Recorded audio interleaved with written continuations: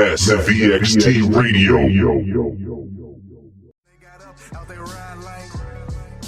What's up, little homie? I was kinda nervous, I ain't had nothing on me. No gun or a blade, my face gave it away. And all I could really think of a whole duck with a spade. Damn, now that's 6 feet deep. Alright, so you can peep the intro song by going to YouTube or Google. That's typing in Hoodrich 5 a.m. in Chicago. Dude's dope. Anyway, what's going on, all you hip-hop heads? It's been a bit since I've been in it, but today I'm bringing you a brand new interview. Today I'm joined with Nate Williams. You already know how we do. I'm going to ask Nate some questions, have him talk on some things, let you in on who he is as an artist. But first things first, the music being played currently is Nate's. You can go check that out at www.reverbnation.com/NateWilliams6. If you like more of the more mobile-friendly devices and stuff, you can check out his music on SoundCloud at soundcloud.com/Nate-Williams-111. That's 3 1s. So, alright, go ahead and tell them where you're at, man, what you represent, stuff like that. Hey, it's Nate Williams. I'm originally from Lake Ariel, Pennsylvania, but I'm currently live in Hazleton, Pennsylvania. I'm a member of the rap group Bipolar. I also have another group called MAB Gang. I'm working on the Bipolar project right now, and as well as my first solo project. That's awesome, dude. It's awesome. It's really hard, you know, when you have to find the time for everything. Organization is important. It's key. Yeah, definitely.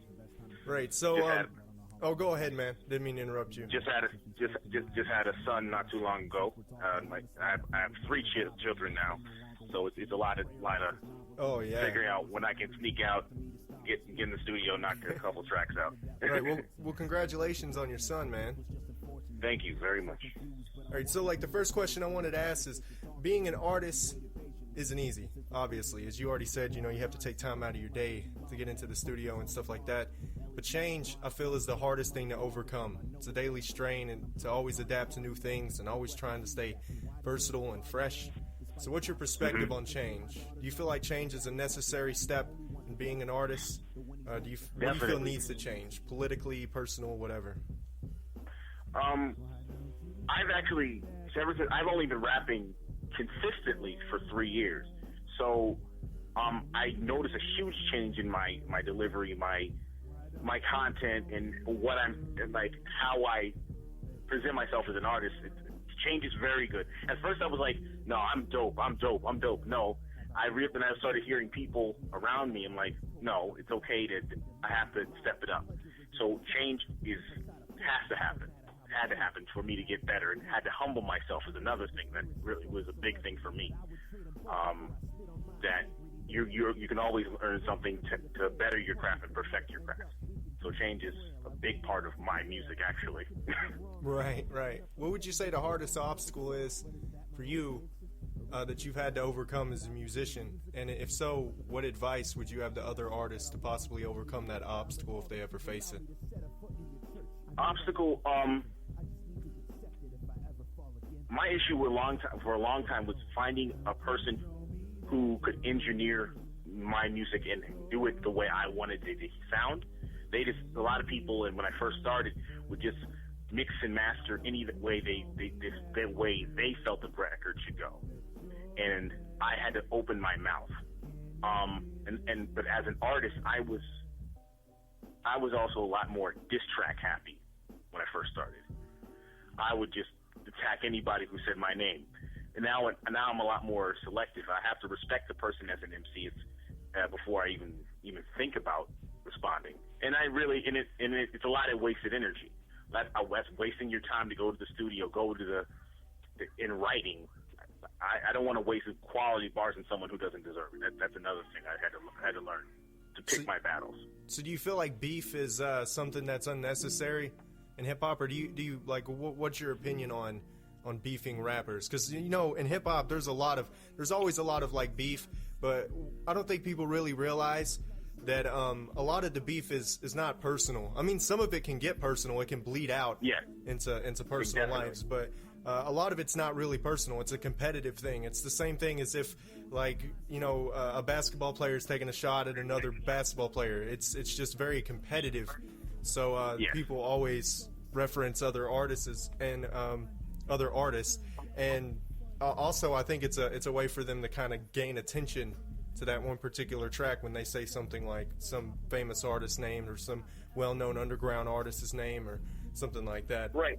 Those kinds of things are purely for attention. Like when you're up and comer, mentioning names of who are already up there. That's just for attention, and that's lessening your artistic integrity.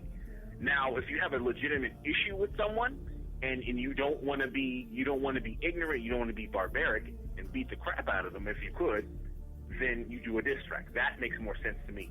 And like the whole Meek Mill and Drake thing, that's just to promote album sales. Like for me, you have to really say something impressive for me to say your name on the track. That's just me. Right. Yeah. You have to be able to outright me. That's how I would. If anybody ever wants a diss track, like. Like I said, a lot of it's just a respect thing. Like right. a lot of people don't realize that a lot of this shit's planned beforehand. Like exactly. There's even occasions that I've had people want me to diss them. Now I'm not going to say any names, but I've had somebody say, I want you to diss me so we can start this beef so that people will, focus in on our music. I've never done that. I mean, I have dissed people, but it was for legitimate personal concerns of something they might have said either to my friends, to my other artists, or my team. Correct. To correct that, rectify that, and be like, look, man, you don't want this, right? You don't want to test this heat. But a lot of it is just a bunch of rappers who sit there cackling at all these people who are like, oh my god, they're gonna fight, and it's like, no, you don't realize this is just a ruse, man. It's a facade. It's not true. It's not. None of that's true. And then when it does get real, people are like, well, why don't you guys think about Tupac and Biggie? Right. Okay, number one, most of the time the people that are beefing aren't on that caliber, so there's no point in saying those prolific artists' names. Like I had a long-standing beef with a guy out here, and now he's in jail for life. That's not my problem. I'm not even an issue in my mind anymore. Like that's a sad situation for him, but it doesn't matter anymore. Like beefs come and go. Like it's like you don't give. My thing is don't give people that much space in your head because it takes away from your music. Absolutely, and it's giving them attention at the same time, especially if you've got a bigger audience than they do.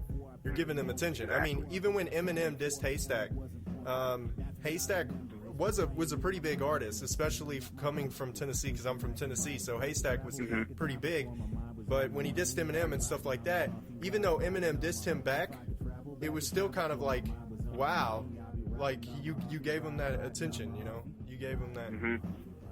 Wow, dude, really? Like, holy crap, you got dissed by Eminem. So that being said, I mean, mainstream artists, I feel like shouldn't be like automatically idolized and put on this big pedestal or anything like that, because they are just people.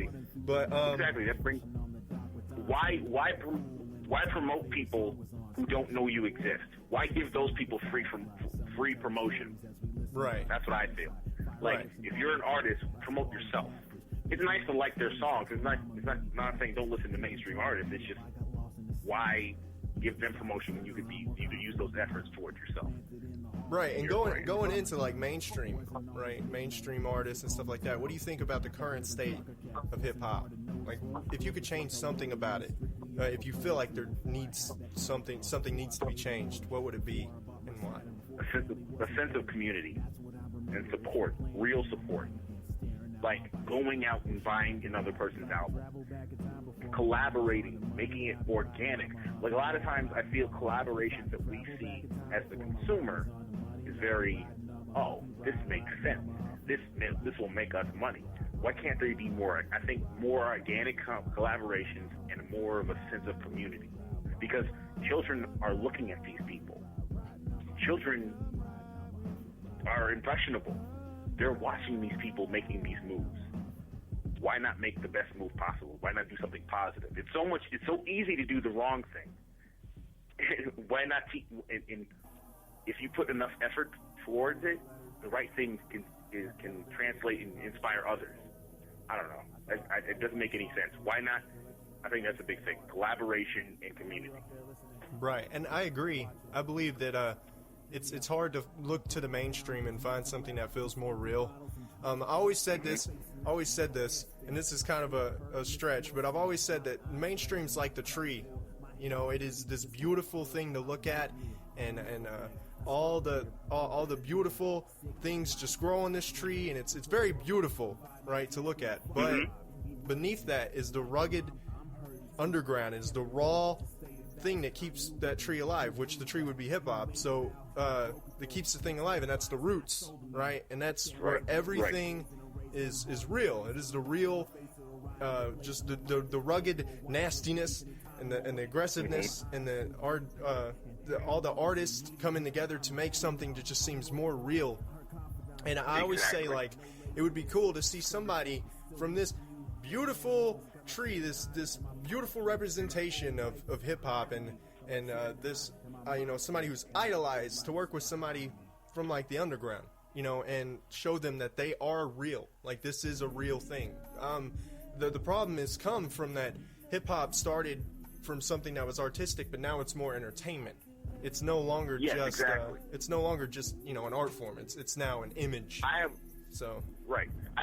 a slogan that I've been working with, is that shut up and rap. That's what I've been saying. Anytime I hear someone talk negatively and they're another rapper, shut up and rap. If you have an issue, shut up and rap. That's your job. You say you're an artist, prove it. I don't care about how you feel you do it. I want proof. Prove it. Prove your skills. Go back to when it was about proving how well you can control a crowd, how well you can deliver, how what you're saying, those punchlines and wordplay. Like, prove it. Everybody out here is saying, "Oh, I can do this. I'm making this move." Execute. Don't just do it. Just rap. If you're a rapper, rap. There's no one. We don't need you to tell us your next move. Just execute and surprise the fans. I agree that execution is important, and acting, like making a move, is important too. But just talking about making a move isn't going to get you anywhere. I think what a lot of people do is they sit and they dream, and they say, "I got this dream, and I want to be big. I want to be a rapper. I want to be a singer." But they never say, I'm gonna be, right? Or they never they never put in effort. I would never disrespect somebody who's coming in new to hip hop or something, and even if they were whack, right? Even if they were just terrible at delivery and flow, because I was there. I mean, if anybody goes to my Reverb Nation, you can go to my oldest songs, and they were utterly crap. They were terrible, but I keep them on there so people can see that progression comes with the ability to progress, the motivation to progress. If I would have looked at that song, and because there was a point in my life where I said, "This is the best song I've ever made," and it's not. It was not. Been there. And when you look at that now, you're like, "Whoa!" If you can look back on your old music and go, "Whoa, what was I thinking? Why was I rapping about drugs, or why was I rapping about this stupid stuff? Like, I don't understand what was going through my mind." But it's because people first. I found that when new artists come in, the first thing they do is they try to, I think they do it subconsciously, but they cling to something like an image or an artist that they know very well. Like, some people will cling to like Pun or something like that, and they'll try to mimic that. But I've never tried to cling to anything as I progressed. I've always tried to. Now I'll look at different flows, and I'm like, that's an interesting style, and I'll take it and try to break it down and implement that into my flow. But all in all, I feel like it's like an MMA mix. It's like a mix and match. You just take things from other rappers and what you hear, and you just put it into your own style, so people are like, that's unique, but it still kind of sounds like something that I used to listen to. So it's funny for me. I listen to an eclectic mix of MCs, and I get a lot of times I get compared to, or I sound, quote unquote, sound like MCs that I've never listened to. And it's the weirdest thing. I've always gotten it. Like, for the longest time, I got Tyler the Creator. I'm like, why? Oh, your voice. I'm like, my voice doesn't, I'm not anywhere near that deep of a voice, number one. And I don't talk about whatever he's talking about. I'm not sure what it is. I'm like, but I do like his music. As I kept hearing it, I'm like, okay, let me see what this is about. And one song I get, Royce the 5'9", and that's a huge compliment. I'm like, for a while there, I'm like, I had a huge ego about it. I'm like, yeah, Royce. I'm like, wait, I'm not there yet. Never mind. So I had to humble myself. And well, comparisons are going to be made. Always. There's always going to be somebody trying to compare you to someone else.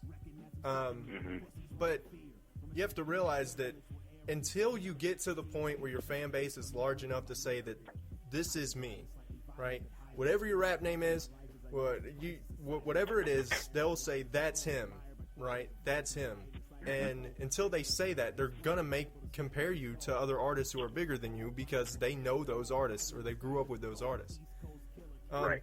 Speaking of growing and progressing, what's your main goal as an artist? Like, what is that's it? Like the biggest thing you can achieve, the biggest milestone you can achieve as an artist, besides, of course, just making it. You know, making yourself a business and actually receiving revenue and stuff for stuff that you do. Putting on for my team, putting on for this area. In northeastern Pennsylvania, there's a lot of talent, and I feel like it's untapped and there's not a light shine on it, and so I would want to give back to the MCs that have pushed me and have supported me. I would want to give back to the community in general, not just the MCs, but this area, because it's influenced a lot of my music, a lot of my style. So I would want to give back more than anything. Right, and that's a good goal to have. A lot of people want to ask that question. Some of them will say, "Oh, you know, give back."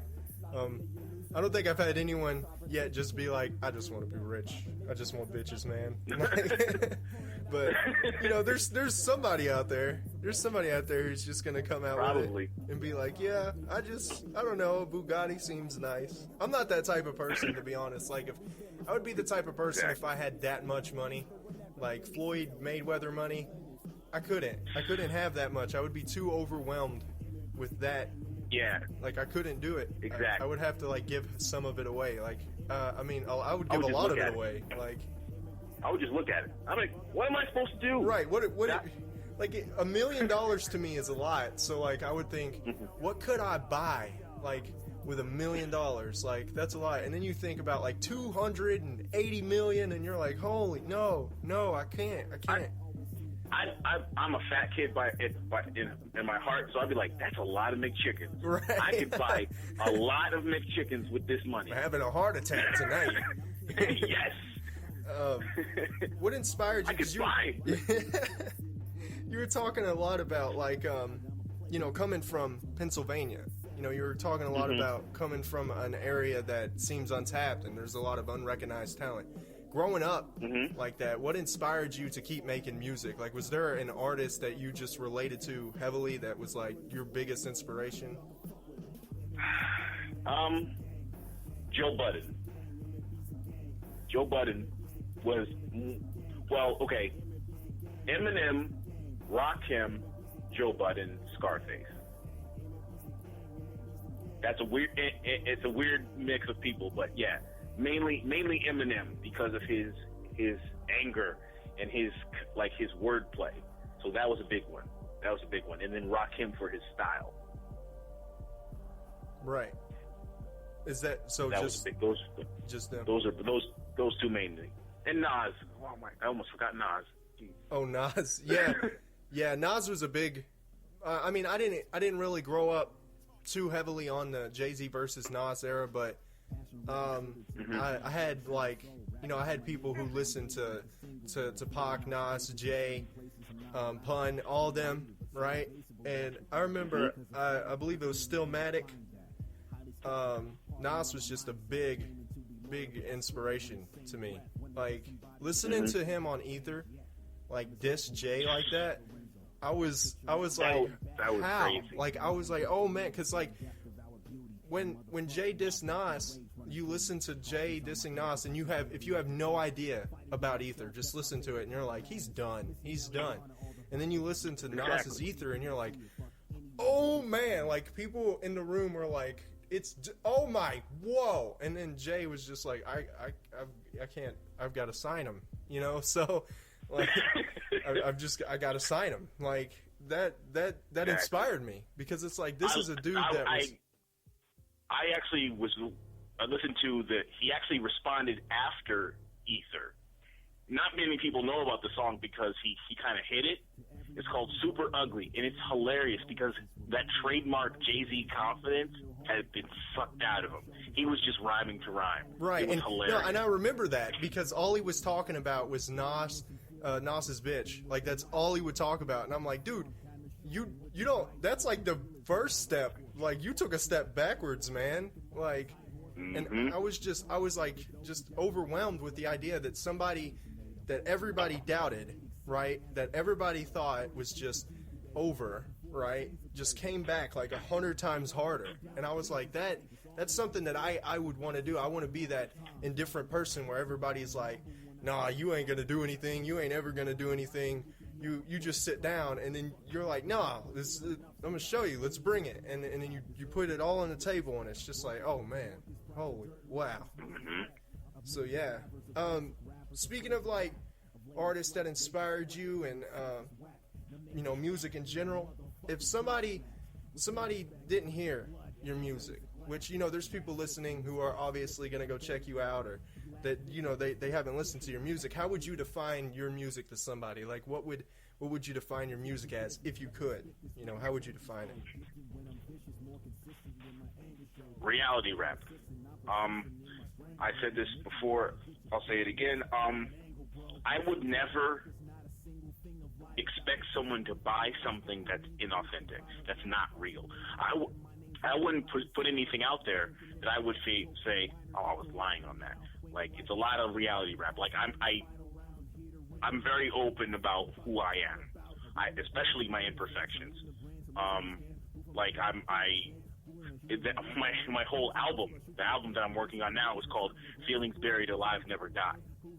And a lot of people expected me to do a traditional rap, like just bars. And they're like, no, this is a concept record. It's about life and how fragile life is, and how the things that you hold in can consume you if you don't discuss them with somebody, at least one person. So, and music is my outlet. So this is my way. This is my introduction to people who want to listen to reality rap. But like, I'm putting it all on the table.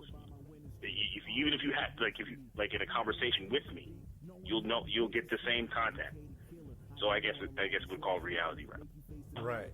No, then that's good. It takes too much energy to lie. So I wouldn't do that. So. Right, and that's good. That's good that you're speaking on something that's more emotional. This might just be my opinion. I mean, party music's great sometimes. If you're just wanting to get hyped up before something, I can understand that. I'm more of a person, because before I started the whole I want to be a rapper thing, because of the aggression and just the grit, the raw feeling that you get whenever you're into rapping, you're into the game, and you're just kind of it's the adrenaline of it that really pulled me towards hip hop. But that, and I had a lot of people who listen to hip hop, so it really influenced me.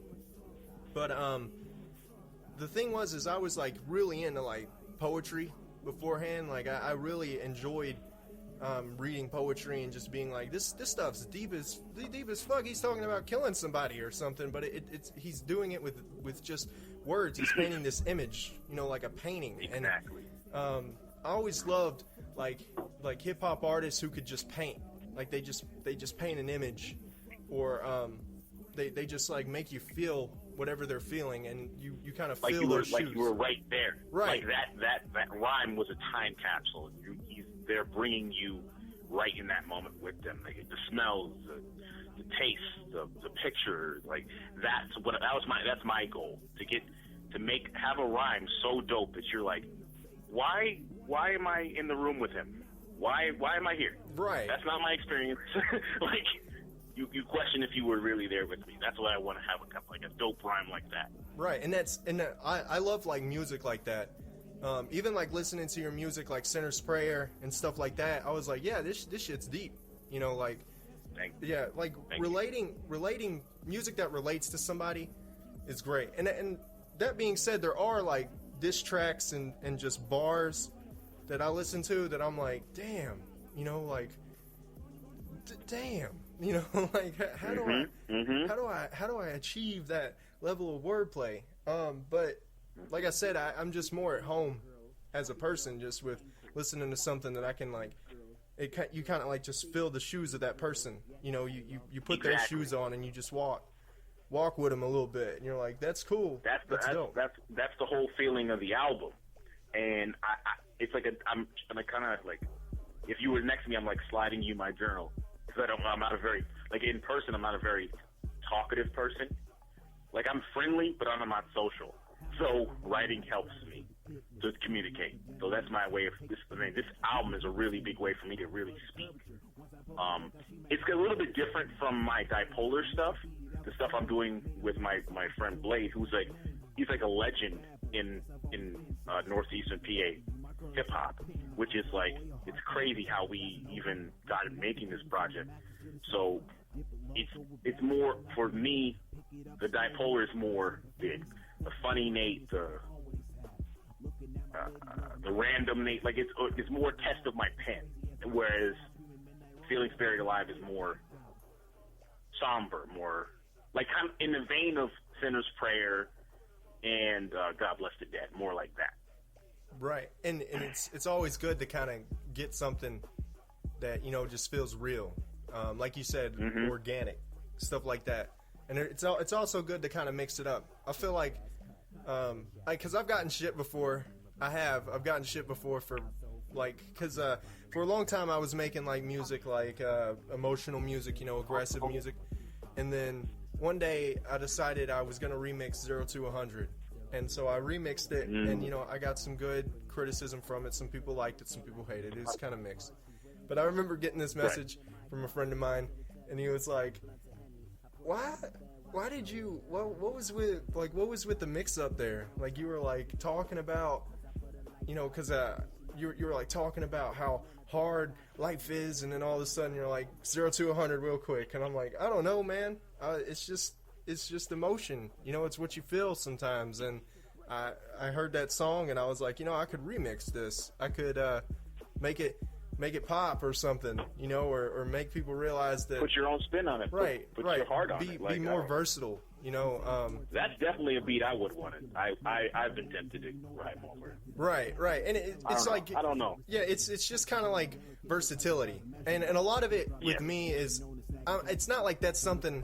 I think these people get this image, right? Like, that as soon as you try something new, like, that's gonna be you all the way. And it's like, no. It's just something that I'm trying and testing with the public. So if it works, then that's something I could also do. But if it doesn't work, then I know that, hey, that's just not my craft, right? I need to stick to what I'm good at. But dabbing in new stuff teaches you new things, and it teaches you how to kind of form your own style and image. Not to wrap this up or anything, it's been great talking to you, dude. You're a really wise dude. Like I said, you could check out his music at SoundCloud at Nate-Williams-31. That's 111. Also at Reverb Nation. That's reverbnation.com/NateWilliams6. Nice talking to you, man. It's been great, man. Do you want to give any shout-outs to your team or shout-outs to anybody? Shout out to Blade, Cash Concha, Doc Noose, the KP, who's got a show in Pottsville tonight, Mercy Gang, Stallion, and that's about it. All right, well, I'll see you later, man. It's been great talking to you. Hope you have a good day. Right. You too. Massive VXT Radio.